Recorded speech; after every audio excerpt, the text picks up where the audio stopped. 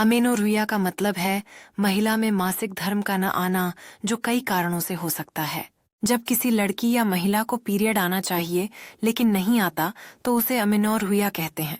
अमेनोर्हिया सामान्य रूप से 3 प्रकार की होती है: प्राइमरी अमेनोर्हिया, सेकेंडरी अमेनोर्हिया और नॉर्मल अमेनोर्हिया। प्राइमरी अमेनोर्हिया तब होती है जब कभी भी पीरियड शुरू ही न हो। इसके कई कारण हो सकते हैं, जैसे गर्भाशय का न होना या अंडाशय का सही से काम न करना। सेकेंडरी अमेनोर्हिया तब होती है जब पहले पीरियड आते थे लेकिन अब अचानक बंद हो गए हैं। इसकी परिभाषा यह है कि सामान्य महिला में 3 महीने तक पीरियड न आना, इसे सेकेंडरी अमेनोर्हिया माना जाता है। सेकेंडरी अमेनोर्हिया के कई कारण हो सकते हैं, जैसे हार्मोनल असंतुलन या थायराइड विकार। लाइफस्टाइल कारण भी अमेनोर्हिया का कारण बन सकते हैं, जैसे बहुत ज्यादा व्यायाम या अत्यधिक तनाव। इसके अलावा अचानक वजन कम होना या खाने की गड़बड़ी भी अमेनोर्हिया का कारण बन सकती है। अमेनोर्हिया के कारणों में से एक प्रमुख लाइफस्टाइल कारक है, जिसमें बहुत ज्यादा व्यायाम करना शामिल है। ज्यादा तनाव भी अमेनोर्हिया का एक महत्वपूर्ण कारण हो सकता है। अचानक वजन कम होना भी अमेनोर्हिया का एक कारण है। खाने की गड़बड़ी जैसे एनोरेक्सिया या बुलिमिया भी अमेनोर्हिया में योगदान कर सकती हैं। हार्मोनल कारणों में पीसीओडी या पीसीओएस भी अमेनोर्हिया का एक प्रमुख कारक है। थायराइड की खराबी भी अमेनोर्हिया से जुड़ी हो सकती है। उच्च प्रोलैक्टिन स्तर भी अमेनोर्हिया का कारण बन सकता है। प्रीमेच्योर ओवेरियन फेलियर भी अमेनोर्हिया का एक कारण हो सकता है। प्रीमेच्योर मेनोपॉज भी अमेनोर्हिया को प्रभावित कर सकता है। पिट्यूटरी ट्यूमर भी अमेनोर्हिया का एक संभावित चिकित्सा कारण है। यूट्राइन स्कारिंग भी अमेनोर्हिया को जन्म दे सकता है। कैंसर कीमोथेरेपी भी अमेनोर्हिया का एक कारण हो सकता है। कुछ दवाइयां जैसे एंटीसाइकोटिक्स भी अमेनोर्हिया का कारण बन सकती हैं। एंटी डिप्रेसेंट्स भी अमेनोर्हिया से जुड़े होने की संभावना रखते हैं। ब्लड प्रेशर मेडिसिन भी अमेनोर्हिया का एक कारण हो सकते हैं। अमेनोर्हिया के लक्षण में पीरियड न आना शामिल है, जो महिलाओं के लिए एक गंभीर चिंता का विषय हो सकता है। इसके अलावा स्तनों से दूध जैसा स्राव भी एक महत्वपूर्ण लक्षण है, जिसे नजरअंदाज नहीं करना चाहिए। विज्ञान के अनुसार योनि में सूखापन भी अमेनोर्हिया का एक सामान्य लक्षण हो सकता है, जो असुविधा पैदा करता है। रात में पसीना आना भी अमेनोर्हिया के साथ जुड़ा हुआ एक आम लक्षण है, जो नींद में खलल डाल सकता है।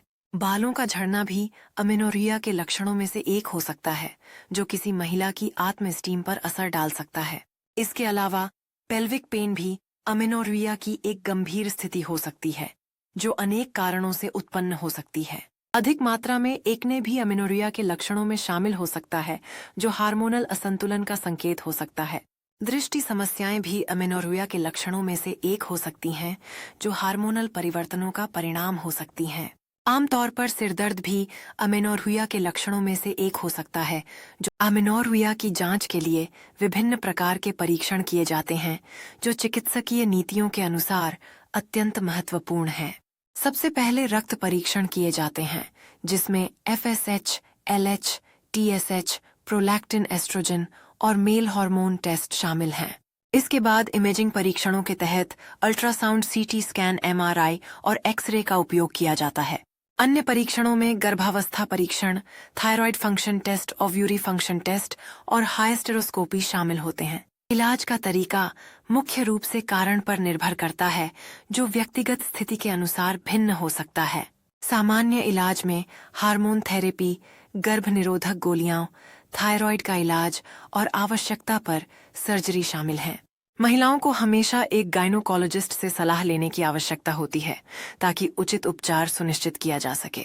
सही दवा के विकल्पों का चयन करना स्वास्थ्य के लिए बहुत महत्वपूर्ण है, विशेष रूप से जब बात हाई प्रोलैक्टिन की हो।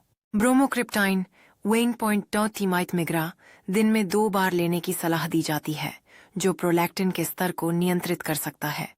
कैबरजोलिन, जो सप्ताह में 2 बार 0.25 मिग्रा की खुराक में लिया जाता है, भी एक प्रभावी विकल्प है। पीसीओडी या पीसीओएस के मामले में ग्लाइकोमेट 500 SR को सुविधाजनक रूप से रोजाना 1 बार या 2 बार लेने की सिफारिश की जाती है। हार्मोनल असंतुलन के लिए प्रोजेस्टेरोन 100-200 मिग्रा रोजाना 1 बार लेना सहायक हो सकता है। एस्ट्राबेट 2 मिग्रा की 1 दिन में 1 बार खुराक भी हार्मोनल उपचार का एक महत्वपूर्ण हिस्सा है। वापसी रक्तस्राव के लिए मेप्रेट 5-10 मिग्रा 10 दिनों तक लेने की सलाह दी जाती है। नॉरेथिस्टेरोन 5-10 मिग्रा रोजाना 1 बार या 2 बार लेने से भी वापसी रक्तस्राव को प्रबंधित करने में मदद मिल सकती है।